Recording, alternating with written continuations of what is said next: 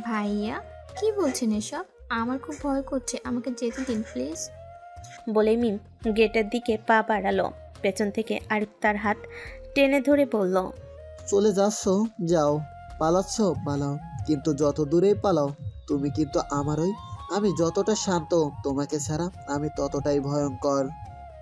আরিফ হাতটা ছাড়তেই মিম দৌড়ে ছুটে পালালো রুমের দিকে। ঠাস করে রুমের দরজা বন্ধ করে মিম দরজার কাছ থেকে হাঁটু ভেঙে নিচে বসে পড়ল। তার হাত পা থরথর করে কাঁপছে।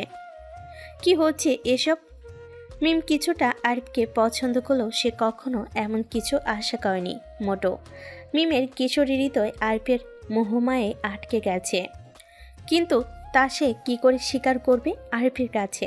ভাবতে তার লজ্জায় মরি মরি অবস্থা। তাছাড়া ফ্যামিলি কি মানবে? ভাইয়েরই কি কখনো মানবে? ভাবতে ভাবতে মিম ফ্লোরে শুয়ে পড়ল। আরিফকে নিয়ে এখন লজ্জার সাথে সাথে মিমের ভয়ও কাজ করছে। আজ আরিফের কয়েকটা কথা শুনে মনে হয়েছে আরিফ মিমের ঠান্ডা স্বরে হুমকি দিয়েছে। কি করবে সে? ভাবতে তার মাথা ঘুরে যাচ্ছে। ভাবতে ভাবতে ক্লান্ত মস্তিষ্ক নিয়ে মিম ফ্লোরেই ঘুমের রাজ্যে তলিয়ে গেল। ফজরের আজান পড়ছে চারিদিকে। তানভীর বন্যার মাথায় হাত বুলিয়ে ডাকছে, বন্যা, বন্যা ফুল, ওঠো, ফজরের আজান দিয়ে দিচ্ছে। বন্যা ঘুমো ঘুমো চোখে তাকালো, দেখলো সামনে তানভীর তার মুখের দিকে ঝুঁকে আছে। আ আ বলে চিৎকার দিয়ে শোয়া থেকে উঠে বসলো। শরীরের দিকে তাকিয়ে দেখলো একটা টি শার্ট পরা। এই টি শার্ট কার সে নিজেও জানে না। ভর্ত কণ্ঠে বলল, আপনি এখানে কি করেন? আমার বাড়িতে এত রাতে কিভাবে ঢুকলেন? আমাকে চেঞ্জ করিয়েছে কে? বেচারা তানভীর হতভম্ব মুখ নিয়ে তাকিয়ে আছে। এ কি হলো? তার বউ এ কি বলছে? তানভীর নিজেকে শান্ত করে বলল, বন্যা ফুল, তুমি ভুলে গেছো গতকাল আমাদের বিয়ে হয়েছে, তুমি এখন আমাদের বাড়িতে। মনা স্তব্ধ হয়ে গেল।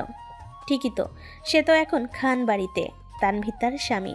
বন্যা আস্তে আস্তে বলল, মানে আপ- আসলে আপনি যেভাবে মুখের উপর ঝুঁকেছিলেন, আমি তো ভয় পেয়ে গিয়েছিলাম, আর হঠাৎ করে ঘুম ভাঙায় সব গুলিয়ে ফেলেছিলাম। তানভীর হাসল। ঠিক আছে, নো প্রবলেম, এখন গোসলে যাও। চারিদিকে আজান পড়েছে, এসে ফজরের নামাজ আদায় করো, আমি মসজিদে যাচ্ছি। ঠিক আছে। মনে মনে আওড়াচ্ছে, ভিলেনের বাচ্চা ভিলেন, আমার সারা শরীর ব্যথা টনটন করছে, সব দোষ ভিলেনের। ভাবতে ভাবতে বোনা গোসলে ঢুকলো। সকাল 8টা বাজে। খানবাড়ির ডাইনিং টেবিলে সবাই সকালে নাস্তা করছে। আজকের নাস্তাটা বন্যা নিজেই তৈরি করেছে। আবির, আলী আহমেদ খান, মোজাম্মেল খান, ইকবাল খান সবাই তৈরি হয়ে নেমেছে অফিসে যাওয়ার জন্য। তানভীর ছুটি নিয়েছে 1 সপ্তাহের জন্য। হঠাৎ মেঘের শরীরটা খারাপ লাগে। মেঘ তাড়াহুড়ো করে রুমে চলে যায়, যা আবির স্পষ্টভাবে খেয়াল করলো। সে তাড়াহুড়ো করে নাস্তা সেরে রুমের দিকে যাচ্ছে। আলী আহমেদ খান বলল, কিরে আবির, অফিসে যাবি না? তোমরা সবাই চলে যাও আব্বু, আমি একটু পর আসছি। বলে আবির রুমের দিকে গেল। রুমে ঢুকে দেখে কেউ নেই, কিন্তু ওয়াশরুম থেকে পানি পড়ার শব্দ আসছে। আবির সামনে এগিয়ে যেতে দেখলো ওয়াশরুমের দরজাটা খোলাই আছে। মনে হচ্ছে মেঘ বমি করছে। আবির ছুটে ভেতরে গেল, গিয়ে মেঘকে ধরলো, তার মাথায় পানি দিয়ে তারপর তাকে রুমে নিয়ে শুইয়ে দিল। আবির চিন্তিত। এই কয়েকটা দিনে মেঘের মুখটা কেমন ফ্যাকাশে হয়ে গেছে, চেহারায় কয়েকটা ব্রণ উঠেছে। আবির মেঘের দুর্বল চেহারার দিকে তাকিয়ে আছে। হঠাৎ মেঘ চোখ খুলে বলল, আহিয়ার আব্বু, আপনি কেন এত চিন্তা করছেন? আমার কিছুই হয়নি। আম্মু বলেছে এ সময় মেয়েদের একটু এরকম হয়। আবির চুপ হয়ে আছে, তার মুখে কোনো কথা নেই। মেঘকে সে অবস্থায় দেখতে পারছে না, কিন্তু তার কিছুই করেনি, কারণ এই রোগের কোনো ওষুধ তার জানা নেই। মেঘ হঠাৎ ফিক করে হেসে দিল। আবির ভুরুদয় কুঁচকে তাকিয়ে আছে, বলল, হাসছো কেন? আচ্ছা আহিয়ার আব্বু, আমার একটু অসুস্থতা শুনে তুমি যে এতটা ব্যাকুল হও, যদি আহিয়া হওয়ার সময় আমি মারা যাই। আবির চমকে উঠে দাঁড়ালো। মেঘ আবিরের রক্তচক্ষু দেখে ভয়ে ভয়ে বলল, না মানে এমনি বলেছি। নেক্সট টাইম এমনিও বলবি না। আবির মেঘের কপালে একটা চুমু দিয়ে বলল, তোমার কি এখন একটু ভালো লাগছে? আমি কি অফিসে যাব নাকি আজকে ছুটি নিয়ে বাড়িতে থাকবো। আপনি যান, আমি ঠিক আছি। আবির মেঘের কাছ থেকে বিদায় নিয়ে অফিসে রওনা হলো। আজ একটা গুরুত্বপূর্ণ মিটিং আছে। ননদিনী, এই রুমে আসবো? মজা নিচ্ছিস? আমার রুমে আসার জন্য তোর কি পারমিশনের প্রয়োজন আছে? বন্যা হাসলো ভেতরে ঢুকতে ঢুকতে বলল, এটা তো আর তোর একলার রুম না, এটা আমার শ্রদ্ধেয় বড় ভাসুরের রুমও বটে। এ পর্যায়ে মেঘও হাসলো। তোর এখন শরীর কেমন? ভালো, আগে তোর খবর বল। আমার আবার কি খবর? এই যে আমার ভাই তোর ঠিকমতো খেয়াল আদর যত্ন রাখছে কিনা। তোর যে ভাই, দেখলেই মনে হয় সারা দিন মাথায় করে এক বস্তা রাগ নিয়ে হাঁটে। কেন বেবি, ভাইয়া কি তোমায় ভালোবাসে না? খুব ভালোবাসে। মেঘ আর বন্যা কথা বলছে, আর তার মাঝেই তো পাশের রুম থেকে তানভীর বন্যাকে ডাকছে। বন্যার রুমের দিকে গেল, বলল, কি হয়েছে? এভাবে ডাকছেন কেন? মনে হয়েছে বাড়িতে ডাকাত পড়েছে। বন্যার কথা শুনে তানভীর একটু হাসলো, পিছন থেকে জড়িয়ে ধরে বলল, বর্ণা ফুল, তুমি কোথায় গিয়েছিলে? বন্যা কিছুটা লাজুক হয়ে মাথাটাকে নেতিয়ে রেখেছে। তানভীর তার কানে একটা চুমু দিয়ে বলল, তাড়াতাড়ি রেডি হও, আমরা আজকে বিকেল 5টায় বান্দরবান যাচ্ছি। বন্যা তার বড় বড় চোখ দুটি গোল গোল করে তাকিয়ে আছে। তানভীরের অভিব্যক্তি বোঝার সাধ্য তার নেই। হঠাৎ বান্দরবন কেন? কয়েকদিন পরে গেলেও তো চলতো। কেন, কোনো সমস্যা? না মানে, মেঘের শরীরটা ভালো নেই, এই সময় বাড়ি থেকে বের হওয়া কেমন দেখায় যেন। সমস্যা নেই, ভাইয়াই বলেছে যেতে। আবির ভাই যেতে বলেছে? আমাদের জন্য 7 দিনের হানিমুন প্যাকেজ ভাইয়াই ঠিক করেছে। এটা আমার ভাইয়া গিফট করেছে। বলে পকেট থেকে 2টা 7 দিনের হানিমুন প্যাকেজের বান্দরবানের টিকিট মেলে দেখালো।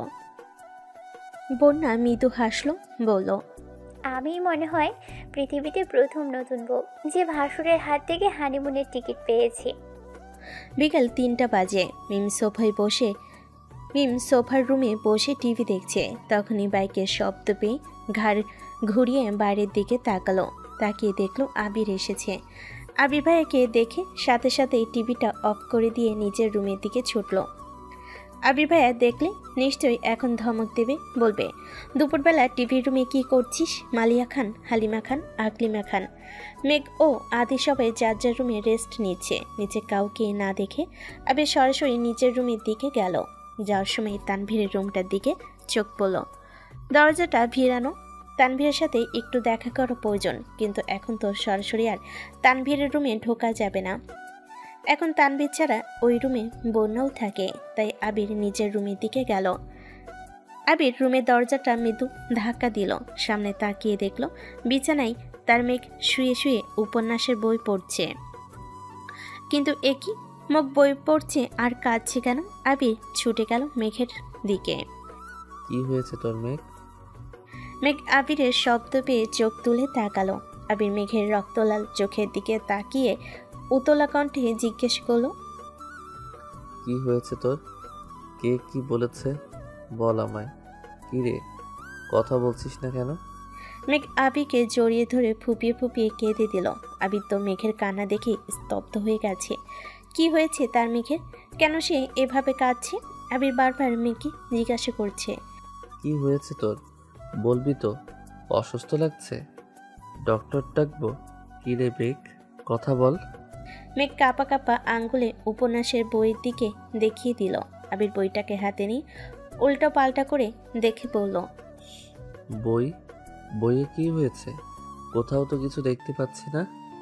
মেঘ কাঁপা কাঁপা আধো আধো কণ্ঠে বলল, গল্পের নামটা শুনে ভালো লেগেছিল তাই পড়তেছিলাম, কিন্তু গল্পের নায়ক জয় আমির মারা গেছে। আমার খুব কষ্ট হচ্ছে আবির ভাই। আবির শান্ত দৃষ্টিতে মেঘের দিকে তাকিয়ে দীর্ঘশ্বাস ফেলল, বলল, তোর মতো বোকা মেয়ে আমি আমার জীবনে একটাও দেখিনি। গল্প পড়ে কেউ এভাবে কাঁদে? তুই তো আমাকে ভয় পাইয়ে দিয়েছিস। গল্পের নায়ক মারা যাওয়ায় তুই এভাবে কাঁদতেছিস। আর যদি আমি মারা যাই তাহলে কি করবি? সাথে সাথে মেঘ হুঙ্কার দিয়ে আবিরের মুখ চেপে ধরে বলল, কি বলছেন এসব? আর কখনো এসব বলবেন না। বলে মেঘ আবিরকে শক্ত করে জড়িয়ে ধরল। আবির মৃদু হাসলো। আবির ও মেঘকে জড়িয়ে ধরল। কিছুক্ষণ সময় দুজনেই চুপচাপ থেকে হঠাৎ মেঘ বলল, ছাড়েন আমায়। আপনার জন্য খাবার কি উপরে নিয়ে আসবো নাকি নিচে যাবেন? কোনোটাই না, আমি অফিস থেকে লাঞ্চ করে এসেছি। আজ এত তাড়াতাড়ি ফিরলেন যে? ভালো, যান ফ্রেশ হয়ে আসেন। তানভীর কি রুমে আছে? ওরা ট্রিপে যেতে রেডি তো? তুমি কিছু জানো? বেবি একটু আগে এসেছিল, বলেছে সব রেডি আছে। বেবিকে এইবার ভাবি বলা শিখো। ও তোমার বড় ভাইয়ের বউ হয় এখন। বলতে তো চাই কিন্তু মনে থাকে না। আবির আরেক দফা হাসলো। আবিরের হাসি দেখে মেঘও হাসলো। আবির মেঘের কপালে চুমু দিয়ে ফ্রেশ হতে গেল। মিম বেলকনিতে দাঁড়িয়ে দুপুরে কড়া রোদের দিকে তাকিয়ে আছে। সে আজকাল একা একাই হাসে। এই যে এখন সকালে কিছু স্মৃতি মনে করে একা একাই হাসছে। সকালে মাহমুদা খান তার ফ্যামিলি নিয়ে নিজের বাড়িতে চলে গেছেন। যাওয়ার সময় আর মিমের সামনাসামনি পড়তেই সবার অগোচরে মিমকে চোখ মেরে ফিসফিসিয়ে বলল, মামাতো বোন আমার, আবারও দেখা হবে। মিম হতবিহ্বল চোখে আরিফের যাওয়ার পানে তাকিয়েছিল। আজকাল আরিফকে দেখলেই মুখে কোনো কথাই আসে না তার। সম্পর্কটা প্রথমবারের মতো থাকলেও হয়তো এখন মিম কয়েকটা কটু কথা শুনিয়ে দিত।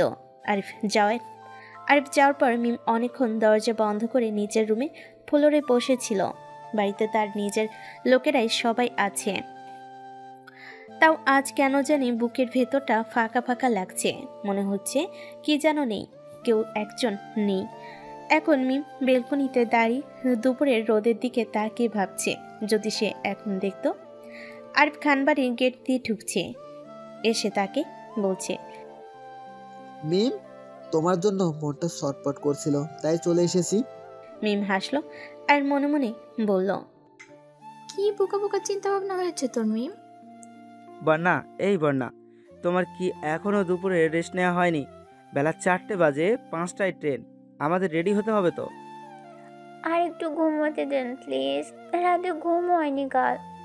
বিকাল 4:30 বাজে। খানবাড়ির ড্রয়িং রুমে বাড়ির সবাই বসে আছে। আবির গেটের সামনে বাড়ির গাড়িটা নিয়ে অপেক্ষা করছে। মূলত সে আজকে তানভীর আর বন্যাকে স্টেশনে পৌঁছে দিবে। মেঘ অনেকবার জেদ করেছে আবিরের সাথে যাওয়ার জন্য, কিন্তু আবির নিতে নারাজ। তানভীর আর বন্যা সিঁড়ি দিয়ে নামছে। ড্রয়িং রুমের দিকে তাকিয়ে দেখল বাড়ির পুরুষরা আজকে একটু আগেই অফিস থেকে ফিরেছে। পাশে মহিলারাও দাঁড়িয়ে আছে তাদের অপেক্ষায়। মেঘ গাল ফুলিয়ে বসে আছে। মিম তার পাশে দাঁড়িয়ে। তানভীর এসে মেঘের পাশে দাঁড়ালো, বলল, বনু। মেঘ অন্যদিকে তাকিয়ে আছে, মনে হচ্ছে সে তানভীরকে দেখেনি। বন্যা এসে মেঘকে পিছন থেকে জড়িয়ে ধরে বলল, ননদিনী, কি হয়েছে তোর? কি হয়েছে বনু তোর? ভাইয়া কিছু বলেছে? ভাইয়া, আমি তোমাদের স্টেশনে পৌঁছে দিতে যেতে চাই, কিন্তু তোমাদের শ্রদ্ধেয় বড় ভাই আমাকে নিতে নারাজ। তানভীর হাসলো, বলল, ভাইয়া তো তোর ভালোই চায়, তুই তো তা জানিস। তাছাড়া এই সময় বেশি বাইরে যাওয়া উচিত নয়। ভাইয়া তুমিও যাও যাও, তোমাদের কারোর সাথে আমার কোনো কথা নেই। বন্যা এসে বলল, বেবি, ভাইয়াকে বলে দেব এক সময় বিকেলে তোকে নিয়ে বাইরে ঘুরতে বের হবে। এখন প্লিজ রাগ করিস না, যাওয়ার সময় তোর রাগী চেহারা দেখে গেলে আমাদের কারোরই ভালো লাগবে না। বন্যার কথা শুনে মেঘ কি বুঝলো কে জানে, বন্যাকে জড়িয়ে ধরে বলল, হ্যাপি জার্নি বেবি। উপস্থিত সবাই হাসলো। বন্যা একে একে সবাইকে বিদায় জানালো। আলী আহমেদ খান তানভীরকে ডেকে বলল, উপরে যাচ্ছিস যে, সাবধানে যাবে, বন্যার খেয়াল রাখবে। বন্যার মুখ থেকে যেন তোমার নামে কোনো অভিযোগ না শুনি। মোজাম্মেল খান বলে উঠলেন, সারা জীবন ভণ্ডামি তো অনেক করেছো, এখন অন্তত আমার বৌমার খেয়াল রেখো। বৌমার সামান্যতম কোনো ক্ষতি হলে তোমাকে আমি আস্ত রাখবো না। দুভাই এর এক কথার মাঝে ইকবাল খান বলে উঠল, ভাইজান, ওদের এখন প্লিজ যেতে দিন, যাওয়ার সময় অন্তত ছেলেটাকে আর বকবেন না। তানভীর ছোট চাচ্চুকে গিয়ে জড়িয়ে ধরল, কানে কানে ফিসফিস করে বলল, থ্যাংক ইউ চাচ্চু। মেঘ ভাইয়াকে জড়িয়ে ধরে বলল, সাবধানে যেও, আমার বেবিটার খেয়াল রেখো। তানভীর হাসলো। মেঘ বন্যাকেও জড়িয়ে ধরল, বলল, আমার ভাইয়ার খেয়াল রাখিস।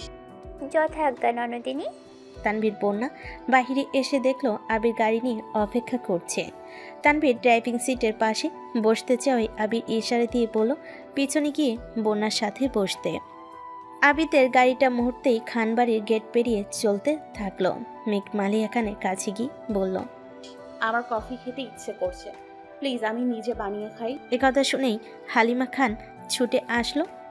কি রে মেঘ, এই সময় তো তুই কফি খাস না, তাহলে কি তোর মাথা ব্যথা হচ্ছে? মেঘ বলল বিপদে এখন মাকে কি করে বলবে যে সে উপন্যাস পড়ে কেঁদেছে, তাই তার মাথা ব্যথা করছে।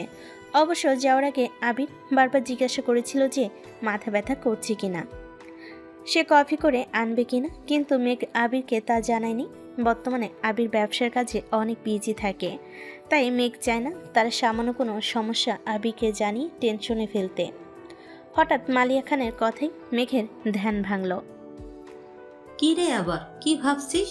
সোফায় গিয়ে বস, আমি কফি নিয়ে আসছি। মেঘ চুপচাপ গিয়ে সোফায় বসলো। আদি আর মিম একটা চকলেট নিয়ে কাড়াকাড়ি করছে। মেঘ উচ্চস্বরে দিল এক ধমক।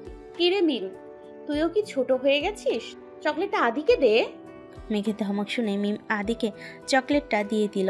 মিম বলল, দেখেছো আপু, ও যে আমাকে ভেঙচি কেটেছে, এটা তো কেউ দেখেনি। মেঘ হাসলো।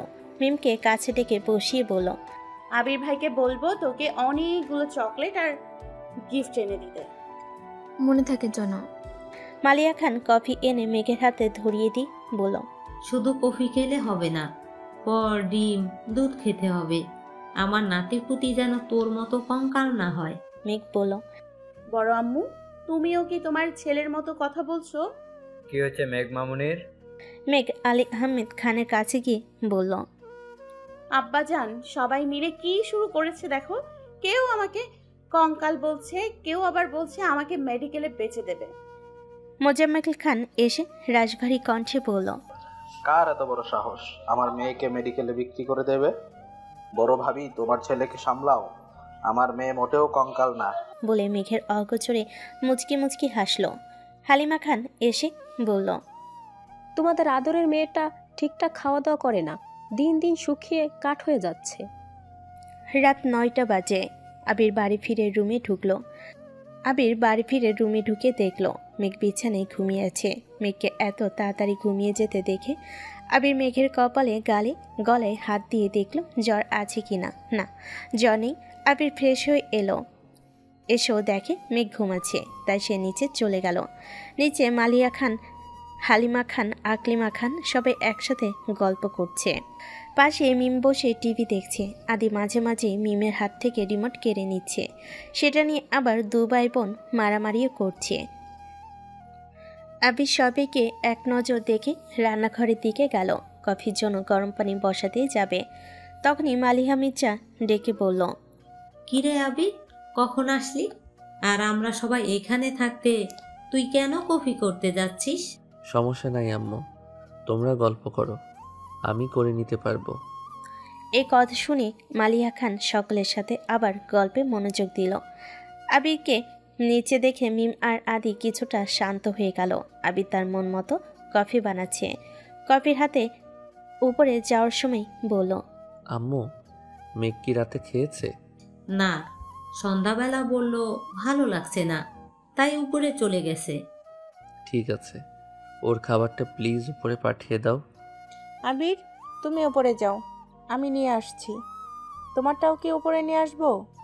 না কাকিমণি, আমি একটু পর নিচে এসেই খেয়ে নিব। বলে আবির সিঁড়ি বেয়ে বড় বড় কদম ফেলে উপরে চলে গেল। মিমার আদি এতক্ষণ মনে হয় নিঃশ্বাস বন্ধ করে রেখেছিল। আবির যাওয়ায় একটা দীর্ঘ নিঃশ্বাস ফেলে দুজনে আবার রিমোট নিয়ে কাড়াকাড়ি শুরু করেছে। এ পর্যায়ে আকলিমা খান ধমকে সুরে বলল, এখনই টিভিটা অফ করে খেতে যাও। মিমার আদি দুজনে দুজনকে ভেঙচি কেটে খাবার টেবিলে গিয়ে বসলো। মালিয়া খান মেঘের খাবারটা আকলিমা খানের হাতে দিয়ে বলল উপরে দিয়ে আসতে। মালিয়া খান মিম আদিকে খেতে দিচ্ছে, খাওয়ার মধ্যে ওর আবার ঝগড়া করছে। আকলিমা খান এক ধমক দিয়ে তারপর মেঘের রুমের দিকে চলে গেল। আকলিমা খান দরজায় একটু ঠকঠক করে বলল, আসবো? ভিতর থেকে আবিরের কণ্ঠ ভেসে আসলো, এসো কাকিমণি, ভিতরে এসো।